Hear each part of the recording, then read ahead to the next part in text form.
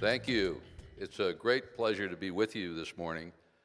You know, Kimberly discovered something that we discovered even earlier and which we've been contending with since, and that is that the President of the United States doesn't believe in the right of Americans to defend themselves. Following the Orlando shooting at the Pulse nightclub, President Obama was asked about whether it might not have been better if somebody in the audience had had a concealed carry permit and been armed. Firearms were prohibited in that nightclub, and he said, gosh, no, because had there been anybody there that was armed, more people might have been killed. 50 was not enough. I wonder what he thought on Sunday of last week when in South Carolina a shooter appeared outside a nightclub and began firing into the folks waiting to get in. He shot 3 of them. Fortunately, none of them died. When he leveled his gun on the 4th potential victim, the victim pulled a gun and shot him.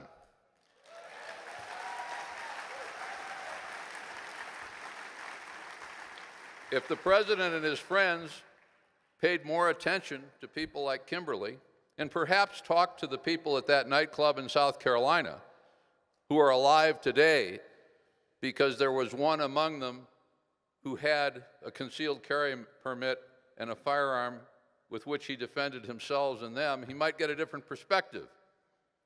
But the fact is that when ideology meets reality, reality often takes a back seat to ideology. And that's what happened in this country in terms of firearms rights in the Second Amendment. I didn't come here today to talk to you about who you ought to vote for president. I did come here today to tell you what the stakes are this year, because this may well be the single most important election year in our lifetimes. Now, you've heard that before. Usually a candidate stands in front of you in any election cycle and says, this is an important election. And to that candidate, it surely is, because his or her future depends on the outcome. This is an important election, not for the candidates, but for you and me, because everything is on the table. If you're a believer in religious freedom, if you're a believer in the Second Amendment, if you're a believer in due process and free speech, those are the things that are on the table this year. That fact was obvious already, but it was brought home to more and more Americans with the death of Justice Scalia not too long ago. The Supreme Court, in the next few years, is going to be fundamentally transformed with the appointment of new justices. And the president who appoints those justices is going to have an opportunity to shape the court in the way he or she would like it shaped, to determine what the Constitution will mean to this country in the decades ahead. It used to be said, and this was the influence of Justice Scalia that tempered this, it used to be said that the Constitution just means what the court says it does. Justice Scalia's contribution to political philosophy and to the way Supreme Court decisions are made is that he argued forcefully and effectively that the Constitution doesn't mean what a bunch of guys born 40 or 50 years ago thinks it means. It means what the founders thought it meant when they wrote it, and what it meant when it was ratified and adopted by the American people. The justices who take the seats that are likely to be vacated in the next few years will ascribe to one of those two views. They will either be men and women who think the Constitution ought to mean what they think it ought to mean, or they'll be men and women who say the Constitution is an enduring instrument that has allowed this country to develop as the greatest and freest nation in the history of the world. That's what's at stake this year. And that's what we're going to be talking about during the course of this campaign. It's why the NRA is so interested in this campaign, because this time, and you'll remember earlier the quote from Ronald Reagan about the fact that we're only a generation at any time away from losing the freedoms that we cherish, is true in many areas, but it's never been more true than in the fight over Second Amendment rights and the right of the American people to defend themselves and to live the kinds of lives that they want to live, protect their family and their homes, to engage in the shooting sports, to be free. That fight has gone on decade after decade, has been fought decade after decade, and fortunately, to this point, mostly won by Americans like you who have stood up for those rights and voted because those rights mean so much to you. But you're activists. You're folks that have been involved, most of you, in politics over the years. And you know that it never ends. It requires you every day to get up and fight for and speak up for and stand for and help those who share your values and mine. If you don't do that, if I don't do that, if we don't do that, then those values will be lost or diluted by those who disagree with us in fundamental ways. In some ways, this fall is going to be different than previous falls, because in recent years, those who would strip us of many of our constitutional rights have downplayed that aspect of their beliefs as they've approached elections. This year, we have people who are arguing that the First Amendment needs to be amended or repealed to strip out the ability of people to say what they want about public issues, so that the amendment might protect pornographers but not political speech. This year, we have people who are suggesting in one of the major party platforms that people who express views different from theirs on substantive issues should face jail terms for doing so. This year, we're facing an election in which candidates for various offices are arguing that the due process guarantees of the Fourth Amendment of the Constitution ought to be suspended. Just a week ago, in this argument over the so-called terrorist watch lists and the no-fly list, Senator Feinstein of California was asked by a reporter, well, doesn't your proposal mean that perfectly innocent people would lose their rights? She said, well, if they lose their rights, they can go to court and try to prove their innocence. That's really not the way the founders viewed due process in this country. But it's the way a lot of people are now moving in terms of their view of the way we should live our lives. You know, in history, the world has really been divided into two groups. We've called them by different names at different times in different countries and under different circumstances. But the world really consists of people who want to live their lives in freedom, who want to raise their families, who don't want to spend all of their time thinking about political issues, but want to live as free men and women, want to make their own decisions. And then there's this other group that thinks they know better. They know better than those folks how those folks ought to live their lives. They know better than they what they ought to eat. They know better than they how they ought to live. And they know better than they what rights they have. Look at the response of the international community to the recent vote in Britain to leave the European community. The response was, what right do these people have to vote on their own future? We know better than they do what's good for them, and they ought to just do it. In this country, we've got folks who share that same kind of attitude toward the American people.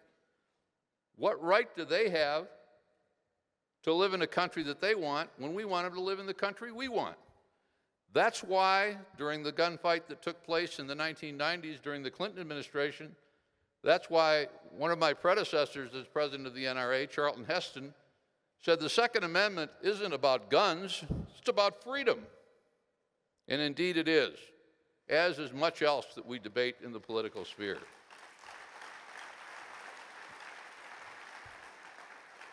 It's really a pleasure for me to be back here in Colorado because I had the, and to speak to your group, you know, back during our fight with Mr. Obama and his friends and his financier from New York after Sandy Hook in 2013, I was all over the country, as was Wayne LaPierre, who's the executive vice president of the NRA, and Chris Cox, who's the head of our Institute for Legislative Action, arguing, cajoling, pressuring, doing what we could to preserve Second Amendment rights nationally and in the various states.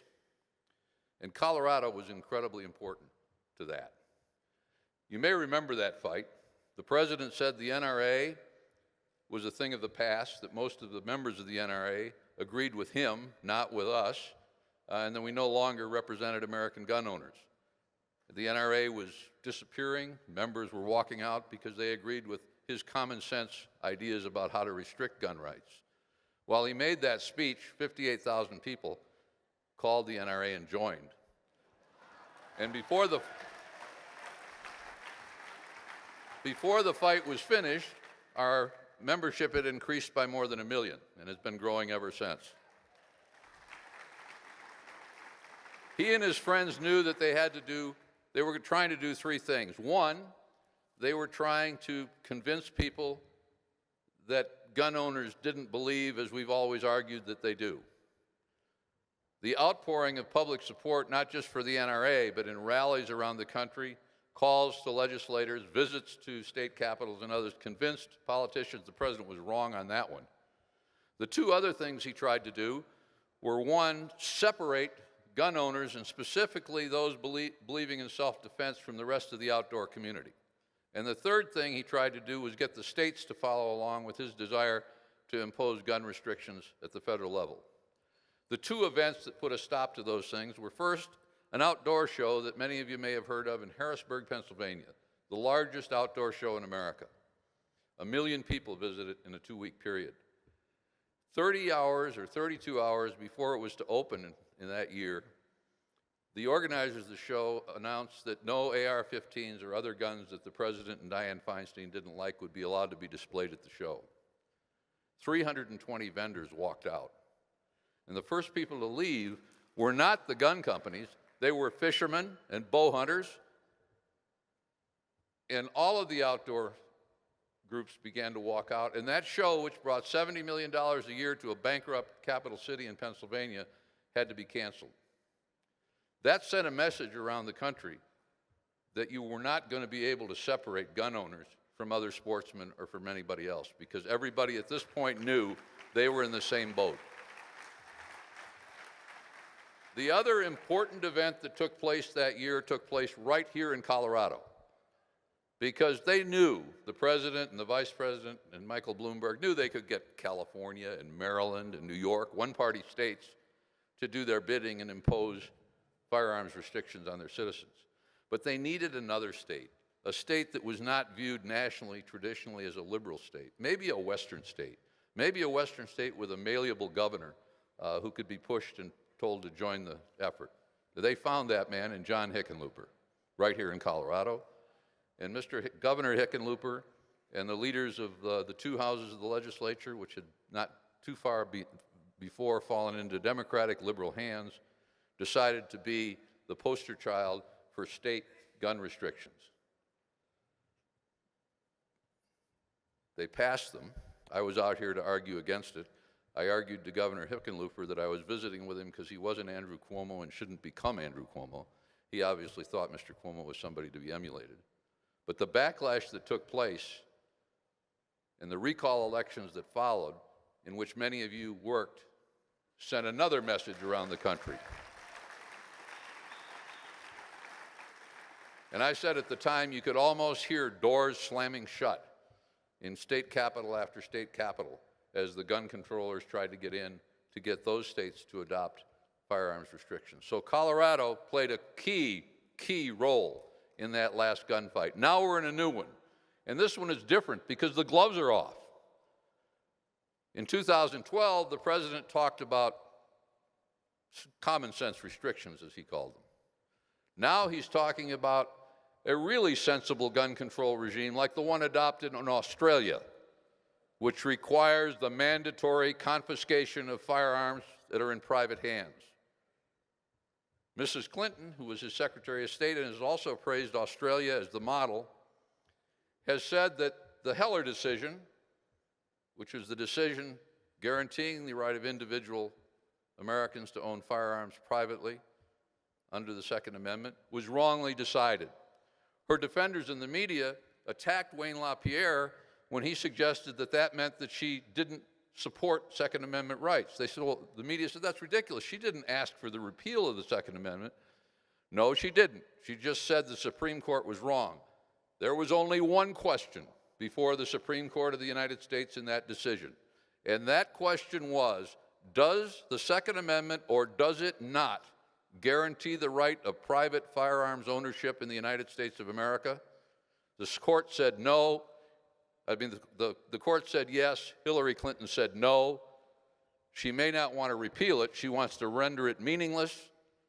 And so this year we have a fight not in which we're arguing about minor restrictions, but we're arguing about whether the Second Amendment should in fact exist into the future, whether the American people have a right under the Constitution to own firearms, and indeed whether in taking those firearms from them, the government has the right to suspend due process, to declare people guilty until proven innocent, and to go after groups of people about which there has been no proof or no reasonable suspicion that they pose a threat to anyone else just because they are ideologically opposed to firearms ownership.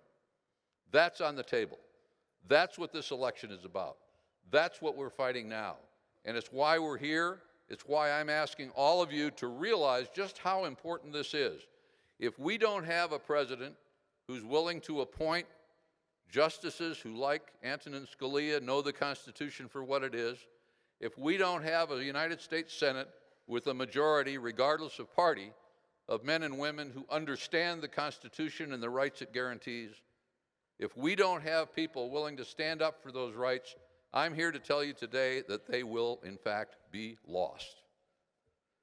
You know, this group, for whatever reason, has failed to get its way in the legislatures and in the Congress, in the courts, and through referenda, except in a very few states, mostly one-party states.